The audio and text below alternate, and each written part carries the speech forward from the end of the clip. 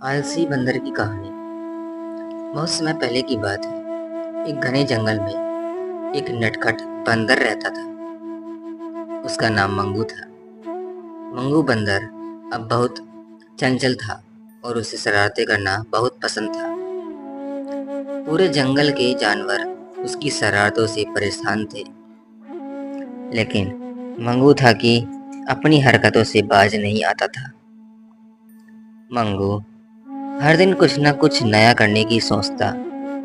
कभी वह पेड़ पर बैठकर चिल्लाता, तो कभी किसी जानवर के पीछे जाकर उसकी पूंछ खींचता। उसकी मस्ती और शरारतें जंगल में बहुत मशहूर थी। सभी जानवर उससे थोड़ा डरते भी थे, क्योंकि पता नहीं कब वह किसी को परेशान करने लग जाए। एक दिन मंगू को पता चला कि पास के गांव में एक आदमी तरह तरह की मिठाई बनाता है। एक दिन मंगू को पता चला कि पास के गांव में एक आदमी तरह तरह की मिठाइयाँ बेचने आता है।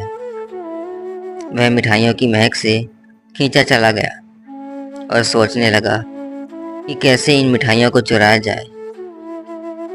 मंगू एक पेड़ के ऊपर बैठ गया और गौर से देखने लगा कि आदमी कैसी मिठाइयाँ बेचता है। तभी उसकी नज़र पेड़ के नीचे खड़े एक गधे पर पड़ी। मंगू के दिमाग में एक चालाकी आई। उसने गधे से कहा, अरे गधे भाई, तुम्हें मिठाई खानी है? गधा बड़ा भोला था।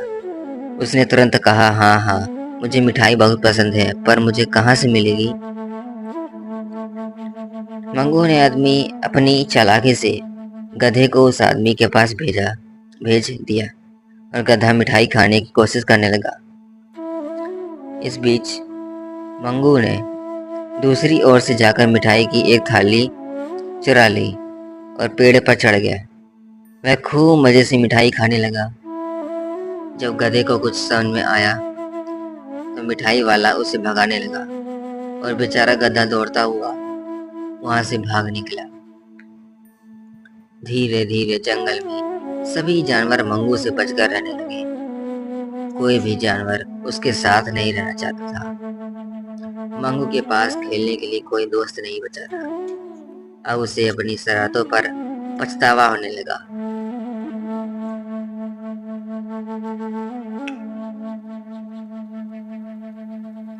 मंगू ने सोचा, अब मुझे अपनी गलती सुधारनी चाहिए और सबके साथ अच्छे से पेश आना चाहिए। अगले दिन मंगू जंगल के जानवरों में से माफी मांगने गया।